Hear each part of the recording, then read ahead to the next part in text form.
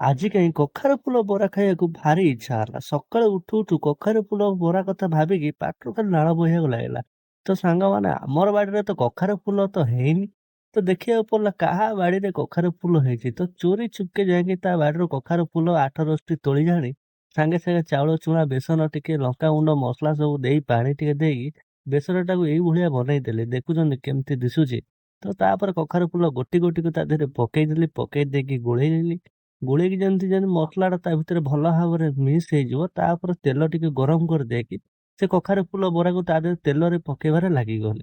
ଆଉ ଏପଟେ ପାଟିରୁ ନାଳ ବହୁଥାଏ, ଦିନ ବି ଗୋଟେ ହେଲାଣି, ଭୋକ ବି ଜୋରରେ ଲାଗିଲାଣି। ତ ସେପଟେ ଯାହା ବାହାରରୁ କଖାରୁ ଫୁଲ ଆସିଥିଲା, ସେ ଲୋକଟି ବହୁତ ସାରା ଗାଳି ଗୁଲଜ ସଫାସଫି ତ ନିହାତି କରୁଥିବ। ସେ ଛାଡ଼ନ୍ତୁ, ଯାହା ହଉଛି ଆମ ପେଟ ତ ପୁଡ଼ିଗଲା। ସାଙ୍ଗମାନେ ଯଦି ଭିଡ଼ିଓଟି ଭଲ ଲାଗିଛି ତ ଚ୍ୟାନେଲଟିକୁ ସବସ୍କ୍ରାଇବ କରିଦେବେ। ଆଉ ଭିଡ଼ିଓଟିକି ଭଲ ଭାବରେ ଲାଇକ୍ କରିଦେବେ ଠୁସି ଠୁସିକି। ତ ଆପଣଙ୍କ ସିଆଡେ କଖାରୁ ଫୁଲ ହେଇଛି କି ନାହିଁ ମତେ କମେଣ୍ଟ ମାଧ୍ୟମରେ ନିହାତି ଜଣେଇବେ। ରହିଲି ସାଙ୍ଗମାନେ, ଜୟ ଜଗନ୍ନାଥ, ଭଲରେ ଥାଆନ୍ତୁ ସମସ୍ତେ।